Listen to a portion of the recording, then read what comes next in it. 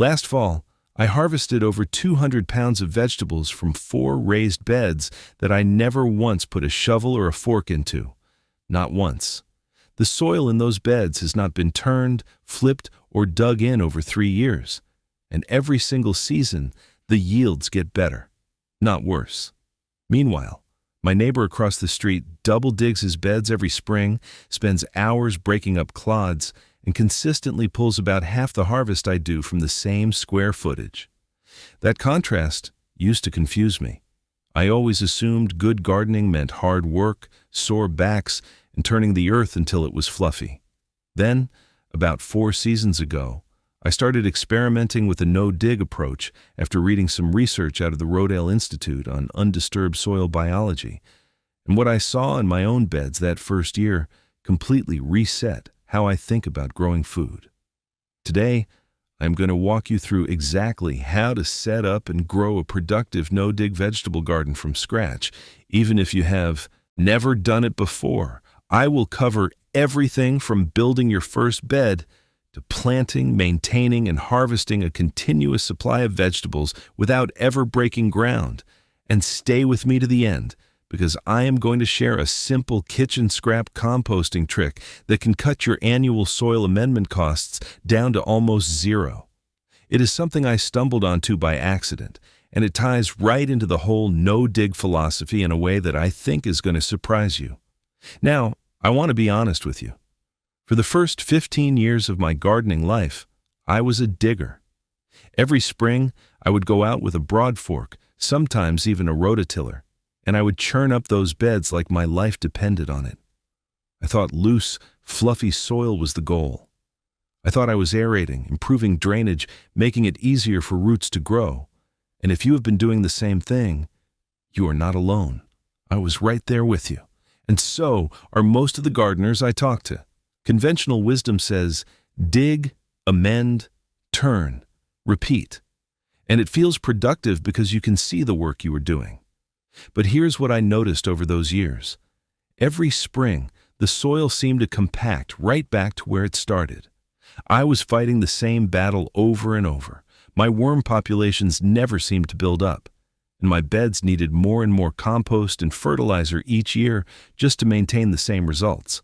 Then, I tried leaving 2 beds completely alone one winter. No tilling, no turning. I just laid about 4 inches of compost on top and walked away.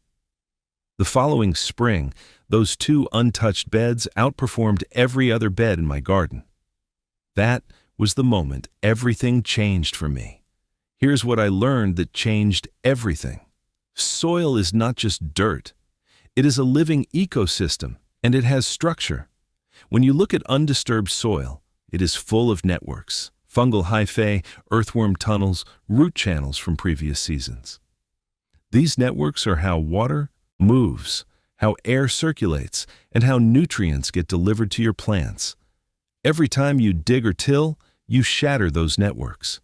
You are essentially hitting the reset button on billions of organisms that were working in your favor. Research from Washington State University has shown that undisturbed soil can have up to 4 times the fungal biomass of tilled soil, and those fungi are directly responsible for making phosphorus and micronutrients available to plant roots. Once you understand that the soil is already doing the heavy lifting if you just stop destroying it, the whole approach to gardening shifts. You stop working against biology and start working with it. And that is exactly what no-dig gardening is all about. You feed the surface, and the soil life does the incorporating for you. All right, let me walk you through exactly how to set this up.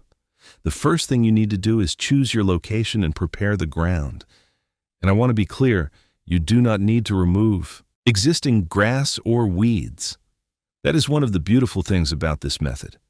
Find a spot that gets at least 6 to 8 hours of direct sunlight per day. Most vegetables need that full sun exposure, especially tomatoes, peppers, squash, and beans. If you are in zones 8 through 10, a spot with some afternoon shade can actually help during the hottest months of July and August. But for most of us in zones 3 through 7, full sun is what you want. Now here is how you prepare the ground without digging. You are going to lay down a layer of plain brown cardboard directly on top of whatever is there, whether that is grass, weeds, or bare dirt. Use large sheets, the kind you get from appliance boxes or moving boxes. Remove any tape and staples first. Overlap each sheet by about 4 to 6 inches so no light can sneak through the gaps. This cardboard serves as a weed barrier. It smothers everything underneath by blocking light. And over the course of about 3 to 4 months, the cardboard itself breaks down completely and becomes part of the soil. I have pulled back decomposed cardboard layers and found earthworms packed in so densely it looked like a bait shop underneath. That is exactly what you want. If you are doing this in the fall for a spring garden, which is the ideal timing, the cardboard will be almost entirely decomposed by planting time. If you are starting in spring, you can still plant right away. I will show you how in just a minute. Now let me show you how to build the bed itself. This is where the magic really starts. You are going to frame your bed or simply mound the materials if you prefer not to use a frame. I like using untreated pine or cedar boards, 12 inches tall, 4 feet wide, and 8 to 10 feet long. 4 feet is the key width because you can reach the center from either side without stepping on the soil. And that is critical. Compaction from foot traffic is one of the main reasons people think they need to dig in the first place. If you never step on the bed, the soil stays open and aerated on its own. Set your frame directly on top of the cardboard. No need to level the ground underneath. Then you are going to fill it. Here is the layering that I have found works best after testing different combinations over multiple seasons. Start with a 3 to 4 inch layer of rough organic material on the bottom. This can be partially decomposed leaves, straw, or even wood chips that have been sitting in a pile for a few months. This base layer creates air pockets and gives soil organisms something to work on. On top of that, add about 6 to 8 inches of quality compost. This is the most important layer. You want well-finished compost that looks dark, smells earthy, and crumbles in your hand. If you squeeze a handful and water drips out, it is too wet. If it blows away in the wind, it is too dry. It should feel like a wrung-out sponge. You can use homemade compost, municipal compost, or bagged compost from a garden center. I personally use a blend of my own homemade compost mixed with composted horse manure that I get from a local stable. The horse manure is free, and it is one of the best compost ingredients I have ever used, as long as it has been aged at least 6 months so the nitrogen is mellowed. Here's the thing most people do not realize. You can plant directly into this compost layer the same day you build the bed. There is no waiting period. The compost is your growing medium. It has everything your plants need for the first season. I planted tomatoes into a brand new bed built the same morning, and those plants produced over 30 pounds of fruit each by the end of summer. That first season performance in a no-dig bed consistently matches or beats an established tilled garden, and it only improves from there. Now, what I have been showing you today is really just one piece of a much bigger system for growing food sustainably and reducing waste at the same time. If this approach is clicking for you, I put together something called the 30-Day Kitchen Scrap Garden Protocol. It is a 171-page guide that walks you through 31 different crops you can regrow from kitchen scraps, a $10 starter kit guide so you are not overspending on supplies, zero-waste kitchen strategies, and complete troubleshooting support for when things do not go as planned. You can grab it for $17 at backyardbuddybooks.com. Just scan the QR code on screen or check the link in the description. All right, let us keep going. Here is where the planting begins, and this is where no-dig really shows its advantages. Because your compost layer is loose, rich, and full of life right from the start, planting is incredibly easy. For transplants like tomatoes, peppers, eggplant, and squash, just push your hand into the compost and make a hole. No trowel needed for most plants. Set the transplant in, firm the compost around the base, and water it in. For tomatoes specifically, I bury about 2/3 of the stem, because every bit of buried stem will grow new roots, giving you a stronger, more drought-resistant plant. For direct-seeded crops like beans, peas, carrots, beets, lettuce, and radishes, make a shallow furrow with your finger or a stick. For small seeds like lettuce and carrots, that furrow should be about 1/4 inch deep. For larger seeds like beans and peas, go about 1 to 1.5 inches deep. Space your rows according to the seed packet recommendations, but I have found that in the rich compost of a no-dig bed, you can often tighten spacing by about 20% compared to what the packet says. The soil biology is so active that plants can access nutrients more efficiently. If you are planting in spring on a bed you just built that same day, here is an important visual cue. When you water after planting, the water should soak in within a few seconds. If it pools on top and sits there, your compost may be too fine or too compacted. Gently fluff the surface with your fingers and water again. In a properly prepared no-dig bed, water infiltration is almost instant, and that is one of the signs that the biology is doing its job. For those of you in zones 3 through 5 where the growing season is shorter, focus your first no-dig bed on fast-producing crops. Lettuce, radishes, spinach, bush beans, and kale will all give you harvests within 30 to 60 days. In zones 6 through 8, you have the luxury of growing longer season crops like tomatoes and peppers right from the start. And in zones 9 and 10, you can plant a no-dig bed almost any time of year. But fall plantings of cool season crops like broccoli, cauliflower, and peas tend to do exceptionally well. This next part is where most people go wrong, and it is also the simplest part of the entire system. Maintaining a no-dig bed is almost laughably easy compared to conventional gardening. Your main job between planting and harvesting is watering, mulching, and not disturbing the soil. For mulching, once your transplants are about 6 inches tall or your direct-seeded crops have their first true leaves, lay down about 2 to 3 inches of straw, shredded leaves, or grass clippings around the plants. Keep the mulch about 2 inches away from the stems to prevent rot. This mulch layer does 3 things at once.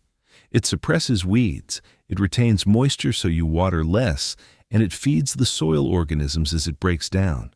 I went from watering every day in my old tilled beds to watering about twice a week in my no-dig beds, even in the heat of July. If a weed does pop up through the mulch, do not pull it aggressively and disturb the soil. Just pinch it off at the surface or gently slide it out. In an established no-dig bed, weeds come out incredibly easily because the compost is so loose. After the second year, I spend maybe 10 minutes a week on weeding across all 4 of my beds. Compare that to the hours I used to spend on my hands and knees in tilled soil. Now here is where the yield multiplication really happens, and this is what makes no-dig a truly endless supply. At the end of each growing season, or whenever you finish with a crop, you simply add a fresh layer of compost on top. That is it. No digging out old roots unless they are diseased. No turning, no tilling. Just lay down 2 to 3 inches of fresh compost right on top of whatever is there. Old roots, leftover mulch, crop stubble, leave it all. The soil organisms will break everything down over winter, and by spring you have a deeper, richer, more biologically active bed than you had the year before. I have measured the soil depth in my oldest no-dig bed. It started at 12 inches of compost 4 years ago. It is now sitting at about 18 inches of the richest, darkest, most worm-filled soil I have ever seen. And I have never once put a tool into it. Each year, I just add my 2 to 3 inch top dressing of compost after the fall harvest, lay down a cover of shredded leaves for the winter, and walk away. When spring comes, I brush back the leaf mulch, and the surface underneath is perfect for planting. This is also where succession planting becomes incredibly powerful in a no-dig system. Because you are not waiting to till and prep between crops, you can pull out a finished head of lettuce and plant a bean seed in the same spot the same day. In zones 6 through 8, I routinely get 3 plantings out of the same bed in a single season. Early spring lettuce and radishes, followed by summer tomatoes or beans, followed by fall kale and spinach. The soil just keeps giving because the biology never gets disrupted. Let me walk you through a few patterns I see that tend to hold people back when they are getting started with no dig. The first pattern is using too little compost. I did this myself the first time. I put down about 2 inches thinking it would be enough. It was not. The plants were fine but not vigorous. When I went up to 6 to 8 inches for a new bed and 2 to 3 inches for annual top dressing, the difference was dramatic. More compost means more food for soil biology, which means more fertility for your plants. Do not skimp on this. The second pattern is stepping on the beds. I understand the temptation, especially when you are trying to reach that tomato in the back corner. But every footstep compresses those air channels and worm tunnels that make no dig work. If your bed is wider than 4 feet, either make it narrower or lay down a wide board to distribute your weight if you absolutely must step in. I rebuilt one of my beds to 3.5 feet wide specifically because I caught myself stepping in too often, and that solved the problem completely. The third pattern is tilling the compost into the existing soil when building a new bed. I see this all the time. Someone buys a load of beautiful compost, dumps it on their bed, and then fires up the rototiller to mix it in. You have just taken the best amendment in gardening and used it to destroy the soil structure you were trying to build. Just leave it on top. The worms and microbes will incorporate it downward at exactly the right pace. It takes patience, especially in that first season, but by year 2, you will understand why this matters. The fourth pattern is giving up too early. I want to be straight with you. The first season of a brand new no-dig bed is good, but it is not the peak. The real magic happens in year 2 and year 3 when the soil biology has fully established itself and those fungal networks are running deep. If your first-year results are merely okay, give it one more season before you judge the method. I have never met anyone who stuck with no dig for 2 full seasons and went back to tilling. Now let me pay off that promise I made at the beginning about the kitchen scrap trick that can cut your amendment costs to almost nothing.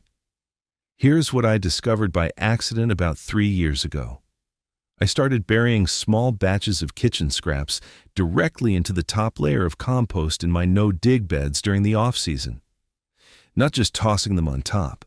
I would pull back the mulch, scoop out a little pocket about 4 to 6 inches deep, drop in a handful of vegetable peels, coffee grounds, eggshells, or old lettuce leaves, then cover it back up with the compost and replace the mulch. I would do this in a different spot each time, working my way across the bed over the course of the winter. By spring, every single one of those pockets had been completely consumed by worms and microorganisms. The spots where I buried scraps were noticeably richer and darker than the surrounding soil. Plants placed in those exact spots grew about 15 to 20% larger than plants just 12 inches away. Now, I do this systematically. Every week from November through February, I take my kitchen scraps and bury them in rotation across all 4 beds. I go through about 3 to 5 pounds of scraps per week, and over the course of a winter that adds up to roughly 60 to 70 pounds of organic matter going directly into my growing beds. That is 60 to 70 pounds of compost I did not have to buy or haul. The scraps you want are vegetable and fruit peels, coffee grounds, crushed eggshells, and old bread. Avoid meat, dairy, and oily foods as those attract pests. Cut or tear larger scraps into pieces no bigger than about 2 inches so they break down faster, and always bury them at least 4 inches deep so they do not attract rodents or flies on the surface. This one practice has reduced my compost purchases by about 40%, and my beds have never been more productive. It is essentially building a worm farm right inside your growing beds, and it fits perfectly with the whole no-dig philosophy of feeding the soil from the top and letting biology do the work. What I shared with you today is a solid foundation for growing a continuous supply of vegetables without ever picking up a shovel. But if you want to take this further, especially the kitchen scrap side of things, the 30-day kitchen scrap garden protocol goes deep into 31 crops you can regrow from scraps, complete with a $10 starter kit guide so you are not guessing at what to buy. It also covers zero-waste kitchen strategies that tie directly into what we talked about today, plus full troubleshooting for every stage of the process, all 171 pages for $17 at backyardbuddybooks.com. Scan the QR code on screen or click the link in the description.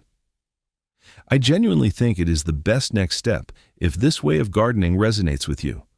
So remember, those 200 pounds of vegetables came from beds I never dug. The soil did the work because I stopped fighting it. If you try this method, come back and tell me how it goes in the comments. I would love to hear about your first no-dig season. Until next time, take care of your soil, and it will take care of you. Happy gardening, friends!